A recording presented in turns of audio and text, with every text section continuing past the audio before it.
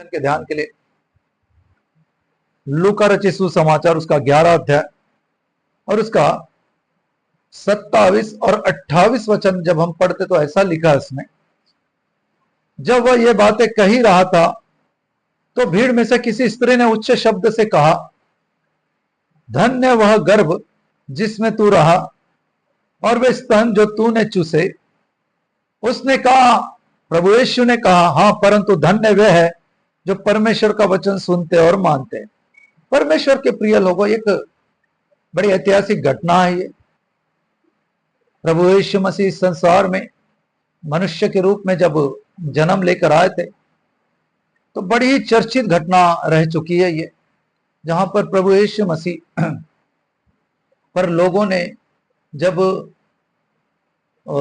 तेरे अंदर शैतान है करके, तू बालजबूल की सहायता से दुष्ट शक्तियों को निकालता है करके जब इस रीति से आरोप लगाए थे, तब प्रभु यीशु मसीह उन चीजों के बारे में जब लोगों को समझा रहे थे और बता रहे थे कि जब एक मनुष्य में से अशुद्ध आत्मा निकल जाती है तो सूखी जगह ढूंढते फिरती है, और जब वो कहीं पर भी उसे कोई जगह नहीं मिलती तो वापस उसी घर में आने का प्रयत्न करती है। और जब वो उसी घर में आने का प्रयत्न करती है तो जब वो घर को वो झाड़ा बुहारा पाती है, मतलब साफ सुथरा पाती है, तो अपने से भी बुरी, लिखा है, अपने से भी बुरी 7 आत्माओं को लेके आती है और उसमें बैठकर वास करती है और उस मनुष्य की दशा पहले से भी बुरी हो जाती है। ये कुछ बातें प्रभु यीशु उनको समझा ही रहा था कि अचानक उसमें से एक स्त्री ने उच्च शब्द से कहा, क्योंकि भीड़ थी वहां पर और प्रभु यीशु खुद प्रचार कर रहे थे, भीड़ थी, ऐसे में एक स्त्री ने उच्च शब्द से कह दिया। और क्या कह रही है वो कह रही है, धन्य है वह गर्भ जिसमें तू रहा। मतलब वो पहला किस्सा बता रही है कि वो गर्भ बहुत ही धन्य होगा जिसमें तू अंदर, गर्भ के अंदर था। और दूसरा वो बोल रही है कि धन्य है वे स्तन जो तूने चूसे, मतलब तूने जिस मां का दूध पिया है वो भी धन्य है।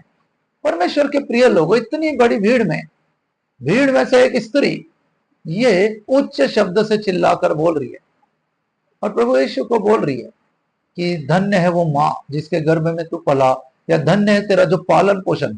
और गर्भ का अर्थ होता है कि धन्य है वो तेरा जन्म, जिसने तुझे जन्म दिया।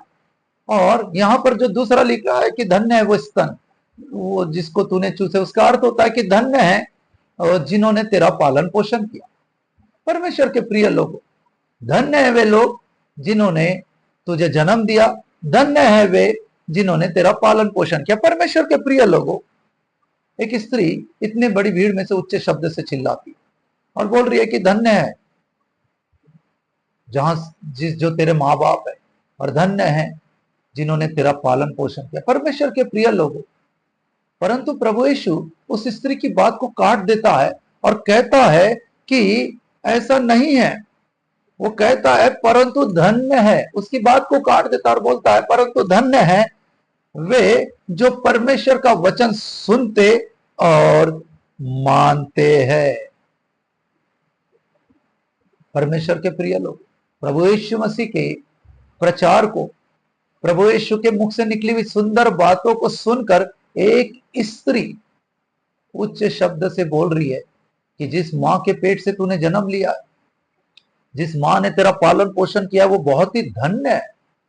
जिस मां का दूध तेरे रगों में घूम रहा है वो धन्य है मां। परंतु प्रभु यीशु बोलता है कि नहीं, धन्य है वे जो परमेश्वर का वचन सुनते और मानते। परमेश्वर के प्रिय लोगों, इन वचनों में गहराई है। संसार की एक स्त्री ऐसा घोषणा कर रही है कि जो व्यक्ति मां के गर्भ से जन्म लेता है वो गर्भ धन्य होता है।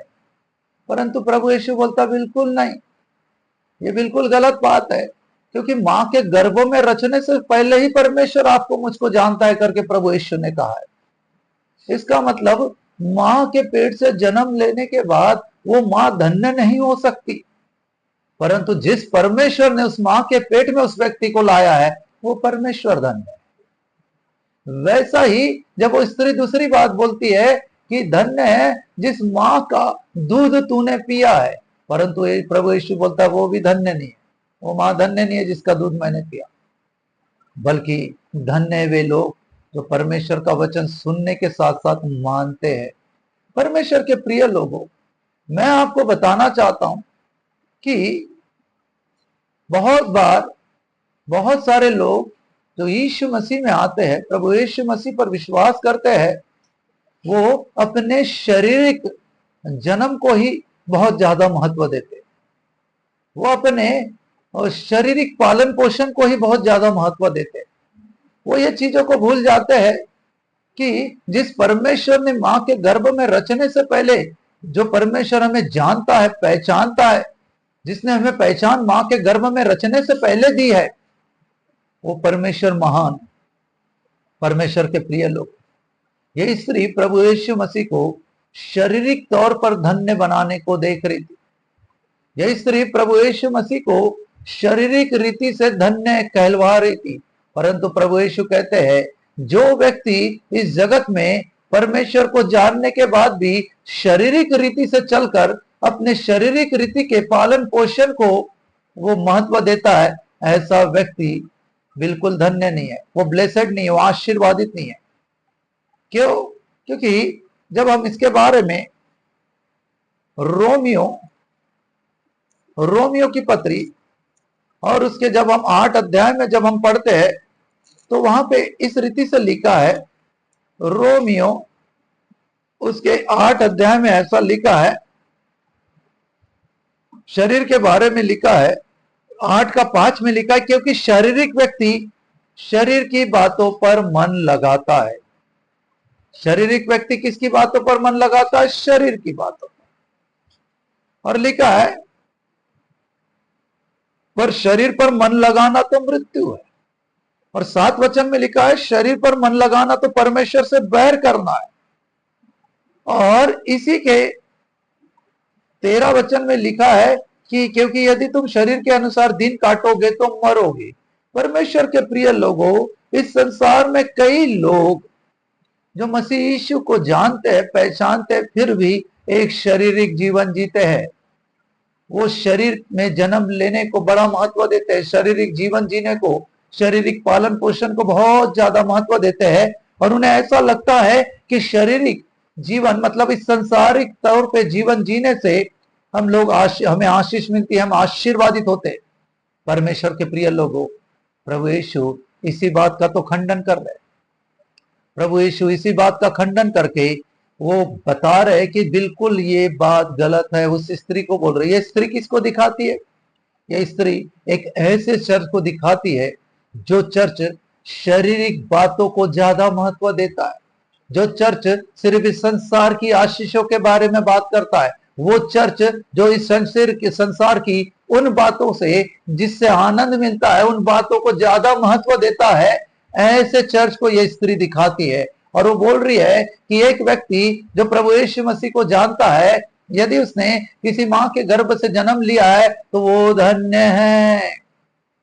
परमेश्वर के प्रिय लोग, वो स्त्री शारीरिक जीवन को बहुत ज्यादा महत्व दे रही है। पर प्रभु यीशु उस स्त्री की बातों को खंडन करके बोल रहे हैं, जो व्यक्ति शारीरिक जीवन जीना चाहता है वो परमेश्वर से बैर रखता है। जो व्यक्ति शारीरिक जीवन जीना चाहता है वो बिल्कुल परमेश्वर से अलग है। जो व्यक्ति शारीरिक जीवन, संसारिक जीवन जीना चाहता है वो व्यक्ति मरेगा, अपने पापों में मरेगा। परमेश्वर के प्रिय लोगों, तो यहां पर प्रभु यीशु दूसरा उदाहरण दे रहे हैं। और दूसरा उदाहरण क्या है? और दूसरा उदाहरण है परंतु धन्य है। वो स्त्री बोल रही है धन्य है जिसने मां के गर्भ से, आप धन्य हो क्योंकि जिस मां के गर्भ से आपने जन्म लिया वो मां का गर्भ भी धन्य है। और वो जो दूध आपने अपनी मां का पिया, इस वजह से वो मां धन्य है। पर प्रभु यीशु बोलता वो मां धन्य नहीं है, परंतु परमेश्वर जो अपने मुख से निकले वचन के द्वारा हमसे बात करता है। और जो व्यक्ति उसके वचन को सुनता है और सुनने के साथ साथ चलता है, ऐसा हर एक व्यक्ति धन्य है। परमेश्वर के प्रिय लोगों, इसका अर्थ है प्रभु यीशु मसीह बता रहे कि प्रभु यीशु मसीह बता रहे कि परमेश्वर के मुख से निकली हुई बातों को सुनकर चलने वाला एक आत्मिक व्यक्ति है। क्यों? क्योंकि मां के गर्भ से जिसने जन्म लिया वो तो शारीरिक है, मां के द्वारा जिसका पालन पोषण हुआ वो तो शारीरिक है, परंतु जिस व्यक्ति ने परमेश्वर को जान लिया और जिस व्यक्ति ने परमेश्वर को जानकर आत्मा का बपतिस्मा लिया है, पवित्र आत्मा का, प्रभु यीशु मसीह का मृत्यु का बपतिस्मा लिया और पवित्र आत्मा का बपतिस्मा वो कहलाता है, जिसने लिया उसका नया जन्म हो गया, वो आत्मा से जन्म हो गया उसका। और जो व्यक्ति पवित्र आत्मा की सुनकर चलता है, ऐसा व्यक्ति का पालन पोषण पवित्र आत्मा करता है, और ऐसा ही व्यक्ति धन्य है, ब्लेसेड व्यक्ति।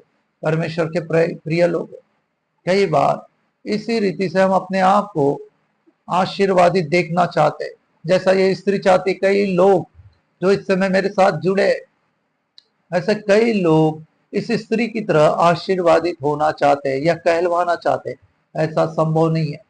परमेश्वर के प्रिय लोग, क्या कहता है इसके बारे में? इसके बारे में जब हम लोग याकूब रचित याकूब की पत्री उसका 1 अध्याय, और जब हम लोग उसके 22 वचन में पढ़ते हैं, 22 और 23 वचन में, तो इस प्रकार से लिखा है।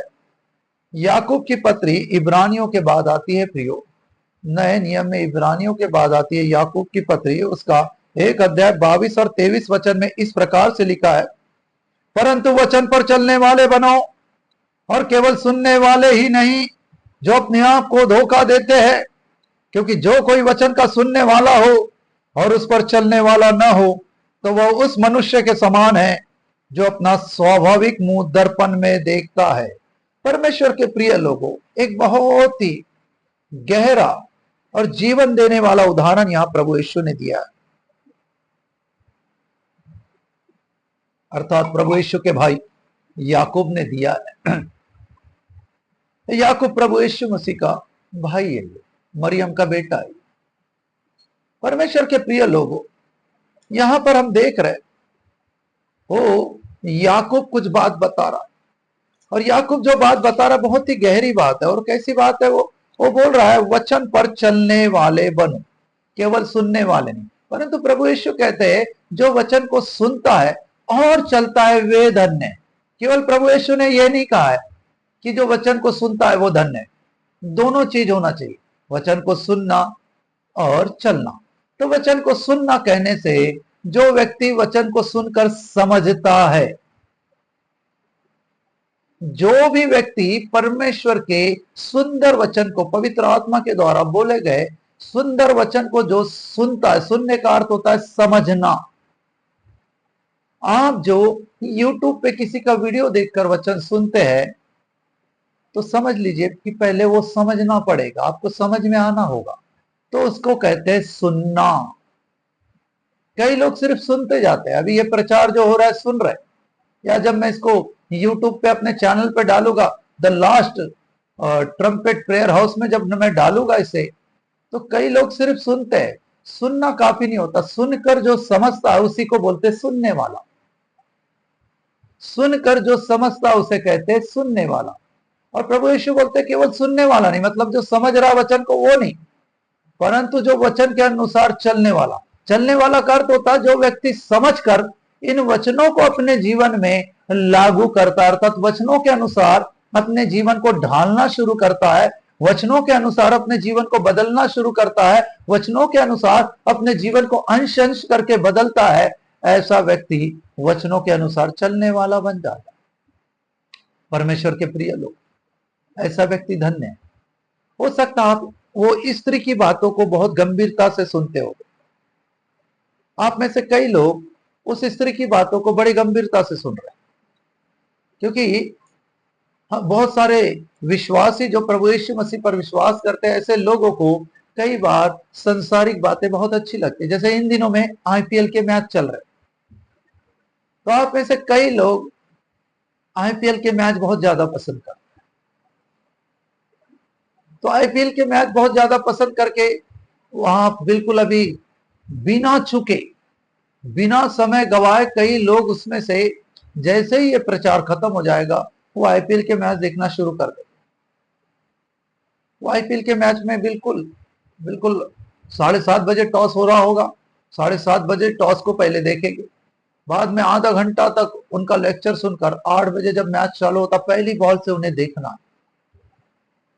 पर जब बारी आती है परमेश्वर के उपस्थिति में आने की, परमेश्वर की उपस्थिति में जुड़ने की, तो वो लोग समय पे नहीं जुड़ पाते, वो समय पे नहीं जुड़ते। पहले अपने सारे काम निपटा लेंगे, फिर समय मिला तो चाहे आधा घंटा हो, 1 घंटा हो या 1.5 घंटा उसके बाद जुड़ गए। अब दोनों में फर्क क्या है? एक विश्वासी आईपीएल के लिए बहुत उत्सुक है, पर एक विश्वासी ऐसा भी है जो परमेश्वर का वचन सुनने के लिए 6 बजने के पहले से जुड़ा है, कम से कम 5:45 से जुड़ा है। तो फर्क देखिए, वो स्त्री जो बोल रही है धन्य है वो मां जिसके पेट से तू जन्म लिया है, धन्य है वो दूध जो तूने पिया है। अब जो लोग आईपीएल जैसी मैच के लिए या टेलीविजन पर कुछ दूसरा चीज आ रहा है जो संसारिक चीजें हैं, या किसी दोस्त की पार्टी में या अभी बर्थडे पार्टी में उनको जाना है, उनको इनविटेशन मिला है शनिवार का कि हमारे घर का वास्तुक है, हमारे घर में नया घर हमने बनाया, उद्घाटन है उसका, या हमारे घर का हमारी शादी का रिसेप्शन है, या हमारे बेटे का बर्थडे है, आपको आना है। तो कई लोग इस स्त्री की तरह ऐसी शारीरिक बातों को, ऐसी संसारिक बातों को इतना ज्यादा महत्व देते हैं प्रियो, कि एक बड़ी भीड़ में भी वो लोग इस स्त्री की तरह, चिल्लाने का अर्थ होता है वो बड़ी भीड़ में इस स्त्री की तरह ऐसा ही जीवन जीते हैं। इसका मतलब ये स्त्री ऐसा ही जीवन जीती थी, इसलिए तो वो इतनी बड़ी भीड़ में चिल्ला रही, बहुत जोर की आवाज होगी उसकी, क्योंकि भीड़ है और भीड़ में सब लोग चुप नहीं है, बहुत से लोग बातचीत करते। परमेश्वर के प्रिय लोग,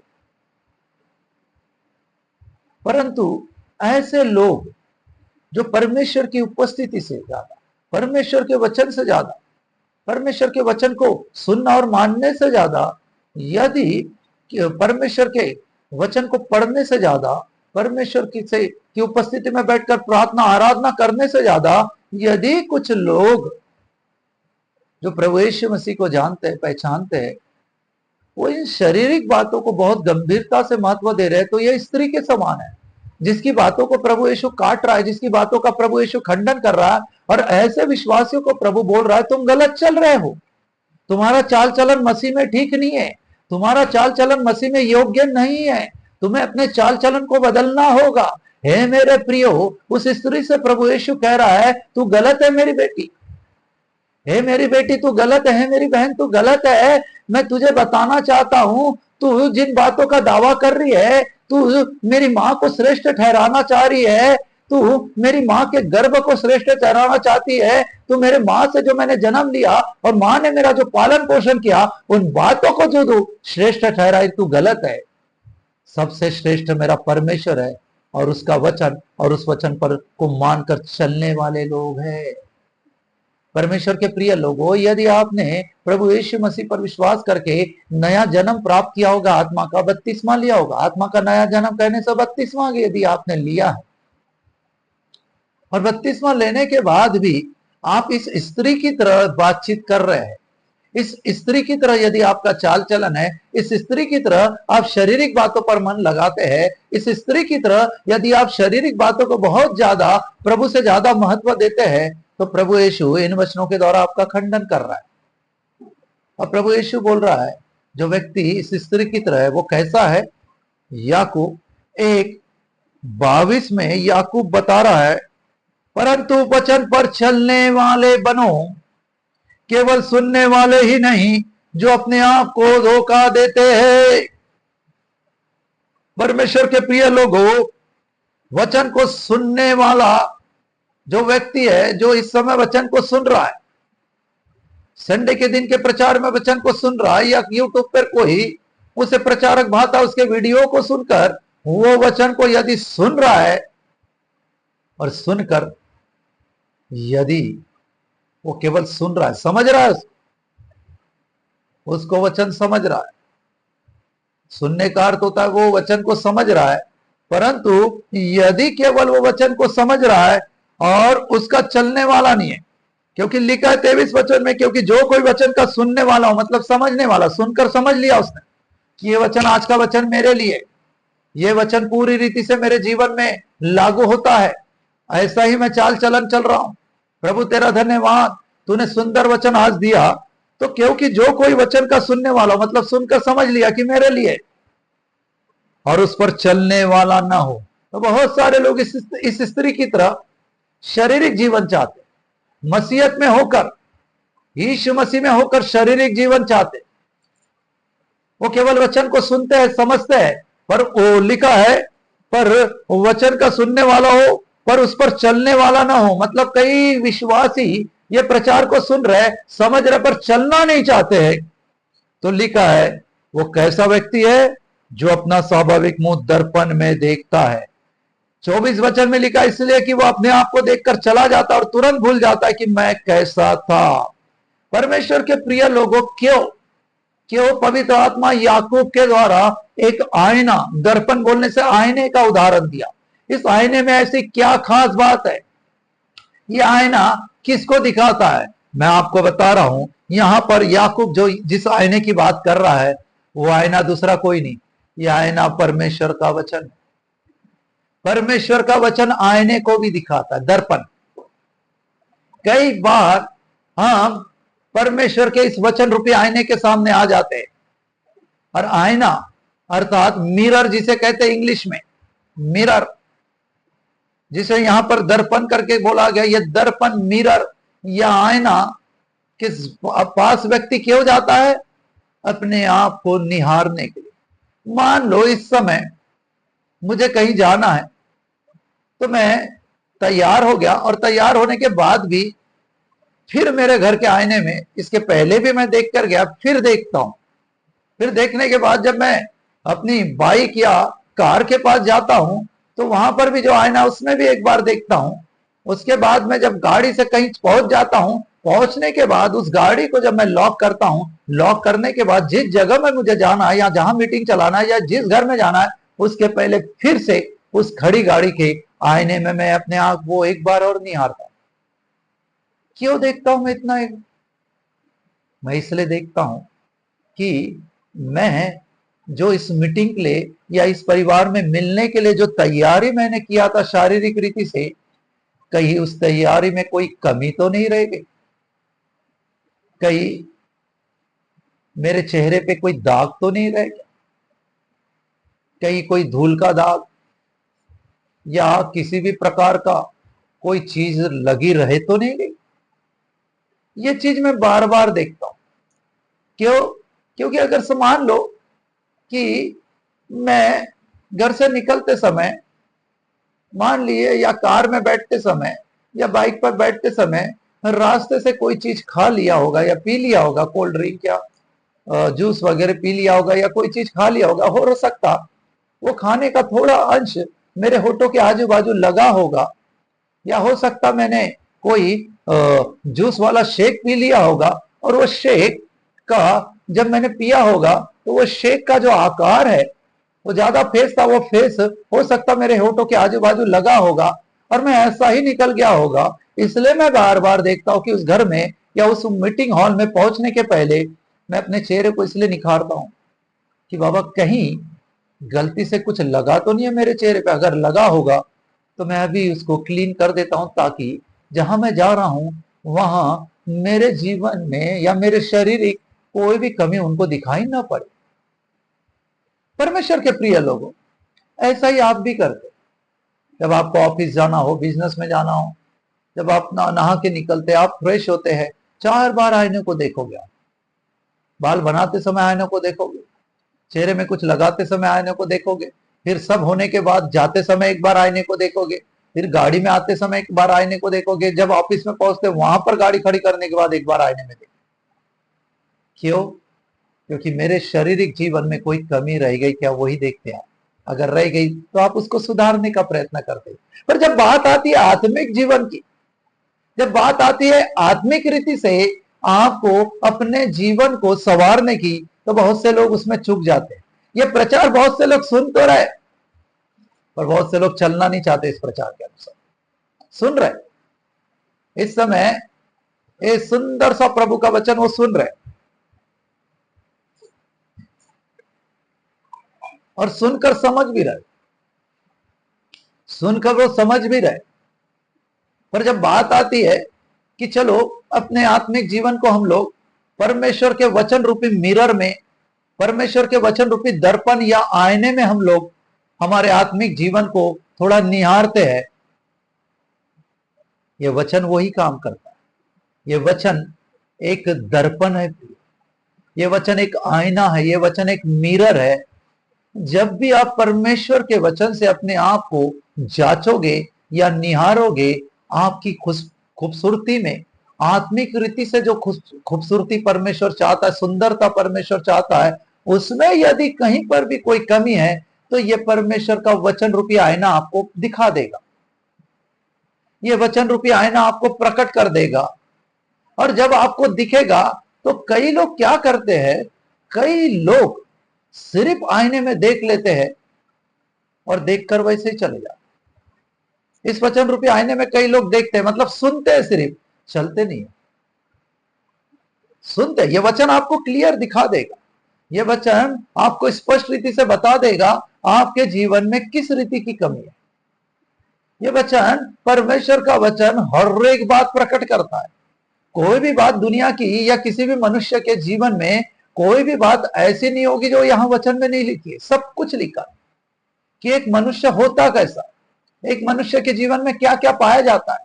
एक मनुष्य जब शरीर के अनुसार चलता है तो गलातियों 5 अध्याय 19, 20, 21 वचन के अनुसार लिखा है उसके शरीर में कौन कौन सी चीजें आ सकती है।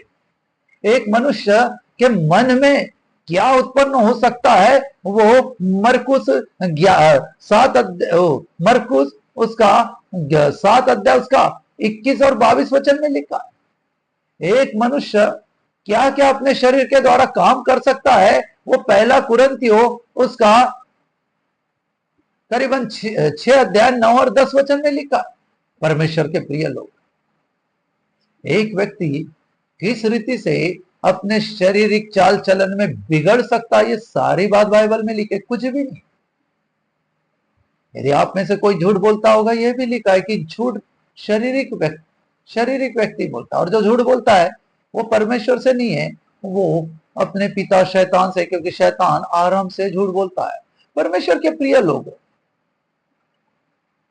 क्या हम लोग इस स्त्री के समान तो नहीं हो रहे जो लूका रचित सुसमाचार 11 अध्याय उसके 27 में जब बोल रहा है, प्रभु यीशु प्रचार कर रहा, अचानक एक स्त्री बीच में टोक रही है प्रभु यीशु, और टोक कर बोल रही है। प्रभु यीशु आत्मिक बातें बता रहा है, आत्मिक बता रहा है कि एक व्यक्ति जब शारीरिक रीति से जीवन जीता है, और शारीरिक रीति से जीवन जीने के बाद जब उसके जीवन में एक दुष्ट शक्ति का वास हो जाता है, तो वो परमेश्वर को पुकारता है, परमेश्वर दया करके उसके जीवन से वो दुष्ट शक्ति को निकालता है। पर जब वो दुष्ट शक्ति उस व्यक्ति के जीवन को निकलकर चले जाती है, तो वह व्यक्ति अपने जीवन को सुधारने के बजाय और भी शारीरिक बन जाता है। तो वो दुष्ट शक्ति जो उसके जीवन को छोड़ के गई थी, वो क्या करती, उसको कहीं जगह नहीं मिलती, तो सब कुछ घूम घाम के आने के बाद वो अपने पुराने घर की उसको याद आती, उस व्यक्ति की याद आती। फिर वो उस व्यक्ति के जीवन के पास जब आके देखती, अरे मैं इसके जीवन से निकल गई थी, परमेश्वर ने मुझे निकाला था, पर इस व्यक्ति ने तो अपने जीवन को कुछ भी सुधारा नहीं है। इस व्यक्ति ने तो वापस मेरे लिए और मेरे साथ और भी बुरी 7 आत्माओं के लिए जगह तैयार करके रखी है। इसलिए क्या करती है, वो उसको जब जगह मिल जाती है, वो अपने बुरी 7 आत्माओं को बुलाकर उस व्यक्ति में वास करती है, और वो व्यक्ति का जीवन बहुत ही खराब हो जाता है। ये चीजें जब प्रभु यीशु प्रचार करके बता रहे थे, तो ऐसे में एक स्त्री, मैं आपको बताना चाहता हूं, 2 प्रभु को जानने वाले, पहचानने वाले, जिन्होंने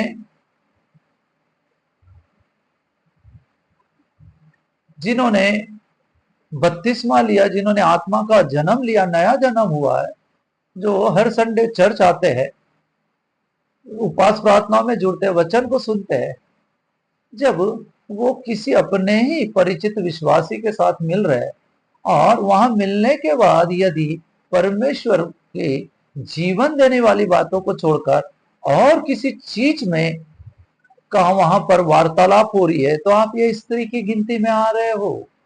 यहां पर प्रभु यीशु मसीह सुंदर वचन, उसके गहरे प्रकाशन बता रहे।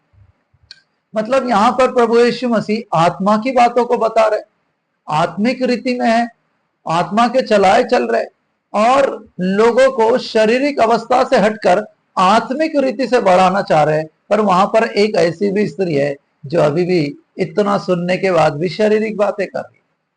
तो आप में भी ऐसा कोई ना कोई व्यक्ति होगा, बहुत सारे आप में भी परिवार होंगे, जो आप चर्च आते हो, बाइबल पढ़ते हो, प्रार्थना करते हो, प्रचार सुनते हो, पर केवल सुनने वाले रह जाते, आप उसके अनुसार चलने वाले नहीं बनते। आप में से कई लोग मुझसे बोलेंगे, पास्टर साहब नहीं, हम लोग चलते हैं।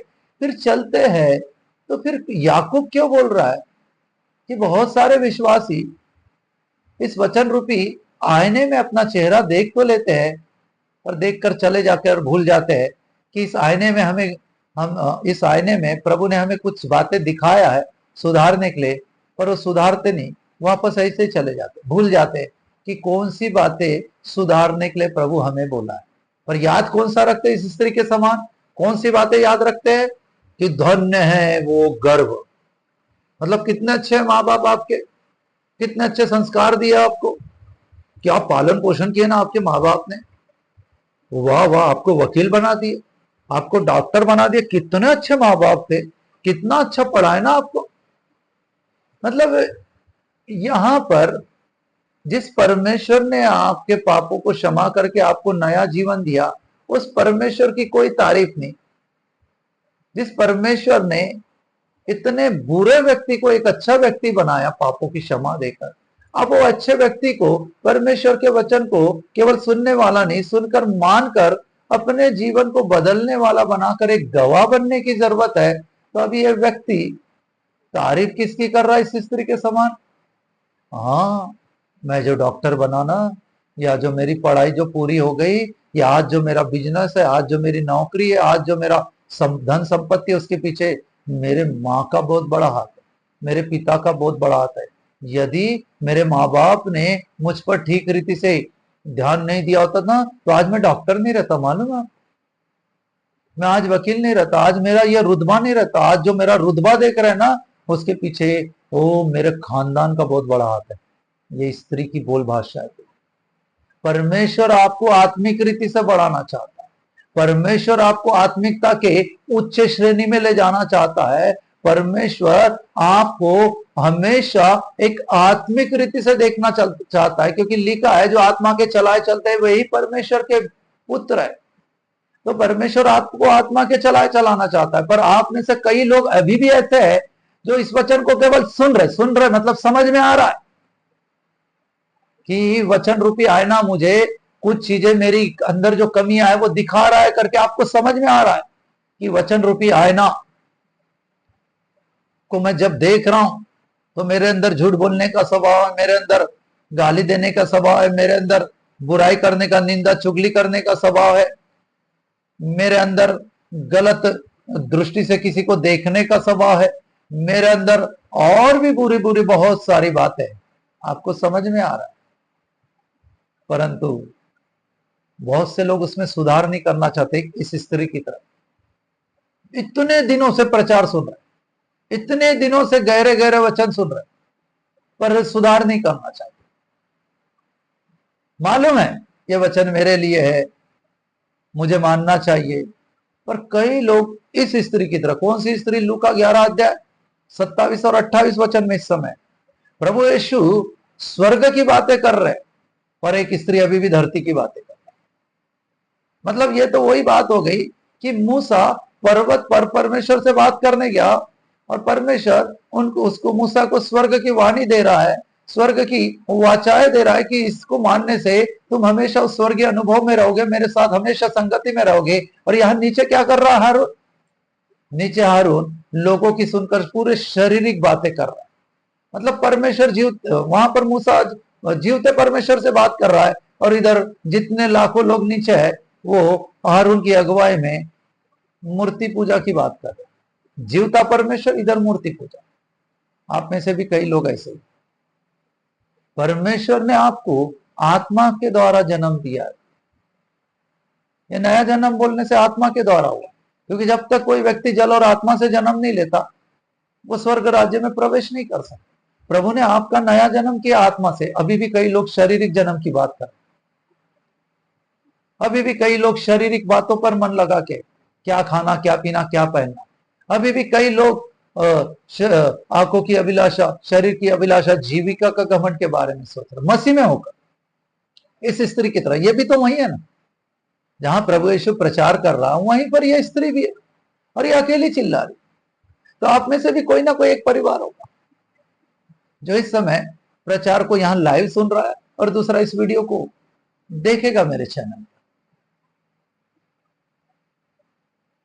कई बार वचन आपके लिए रहता है, और वचन सीधा सीधा आपके लिए मिरर बन जाता, आईना बन जाता, और वो आईने में आपको दिखाता, देख भाई, देख बहन, तू ऐसा ही है, तुझे बदलना होगा, मेरी बहन तुझे बदलना होगा। देख ये आईना तुझे दिखा रहा है, तेरे इस गाल पर एक दाग लगा है, और वो दाग बड़ा पाप वाला दाग है, इसको मिटाना पड़ेगा तुझे। इस वचन को मान ले, पश्चाताप कर ले, मिट जाएगा। परंतु कई लोग इस वचन को सुनकर चले जाते हैं। मतलब इस वचन रूपी आईने में देखकर मालूम भी हो जाता कि मुझे यहाँ पाप है, मुझे यहाँ गलत हूं मैं। मेरी जबान, कई लोगों की उस आईने में जबान खुली भी दिखा रही, मतलब गलत दिखा रही कि देख कितनी गंदी जबान का है। कई लोगों की आंखें गलत दिखाती उस वचन रूपी आईने में, कई लोगों के कान गलत दिखाते हैं, कई लोगों का सोच विचार, हार्ट गलत दिखाता है, कई लोगों का हाथ गलत चाल चलन में चलता है, कई लोगों का पैर गलत चाल चलन में चलता है। तो ये सारी चीजें उस वचन रूपी आईने में जो याकूब बताता है 1 अध्याय 22 और 23 वचन में, कई लोगों को दिख जाती है, पर दिखने के बाद भी कई लोग सुंदर बनना नहीं चाहते। वो दाग को हटाते नहीं, वचन को ग्रहण करके, वचन को अपने जीवन में लागू करके, वो पाप वाले दाग को, वो गलत चीज जो एक शारीरिक बना रही है एक आत्मिक व्यक्ति को, उसको मिटाते नहीं, बल्कि चुपचाप चले जाते। आईने में दिख जाता फिर भी चुपचाप चले जाते। परमेश्वर के प्रिय लोगों, आप जब शारीरिक रीति से तैयार होते किसी फंक्शन में जाने के लिए, तब तो आईने में देखने के बाद यदि आपको आपके चेहरे पर कुछ भी दिखा तो आप तो उसको मिटाने का प्रयत्न करो। मान लो आपने आईने में देखा, आप नींद से उठे और आपको अर्जेंट में कहीं जाना है, आपने चेहरा धो लिया, पर आपने आईने में देखा तो आपको आंखों में हो सकता कुछ गंदगी दिखा होगा, कुछ आंखों में छीपड़ लगा दिखा होगा, तो आप बढ़िया आंखों में पानी मारकर धो के क्लीन हो जाते। पर जब वचन रूपी आईना आपके जीवन में कुछ गलतियां बताता है, उसको सुधार क्यों नहीं करते? जब तक आप उसको सुधार नहीं करेंगे, आप इस स्त्री की गिनती में आएगी जो बोल रही है कि धन्य है वो गर्भ, यीशु मसीह, धन्य है वो गर्भ जिसमें से तूने जन्म लिया, और वो दूध जिसको तूने पिया। इसका अर्थ होता है कि वो जिस गर्भ से तू पैदा हुआ है और जहां जिसने तेरा पालन पोषण किया, वो लोग धन्य है। पर प्रभु यीशु बोलते हैं नहीं नहीं नहीं, मेरा परमेश्वर धन्य है, उसका वचन और सुनने वाले और उसके वचन को मानने वाले धन्य है। परमेश्वर के प्रिय लोग, केवल वचन के सुनने वाले मत बनिए, वचन के मानने वाले बन जाइए। जीवता परमेश्वर आपको आत्मिक रीति से बढ़ाना चाहता है, आपको इस संसार के लिए गवाह बनाना चाहता है। इस संसार में आपको वो अपनी ज्योति बनाकर आपके प्रकाश को फैलाना चाहता है। महान परमेश्वर आपके नाम को महिमा देना चाहता है, ऊंचा उठाना चाहता है, और आपके जीवन में बड़े बड़े कामों को करना चाहता, आपके द्वारा बड़े बड़े कामों को करना चाहता। परंतु यदि आप इस स्त्री की तरह शारीरिक बातों पर अभी तक मन लगा के है, तो प्रभु यीशु आज आप इस वचन के द्वारा आपका खंडन कर रहा है, और खंडन करके बोल रहा है, हे मेरा बेटा, है मेरे बेटे, केवल वचन को सुन मत, समझ मत, पर उस वचन को अपने जीवन में लागू कर। क्योंकि जो वचन को लागू करता है वही एक आत्मिक व्यक्ति है, वही परमेश्वर के आत्मा के चलाए चलते हैं।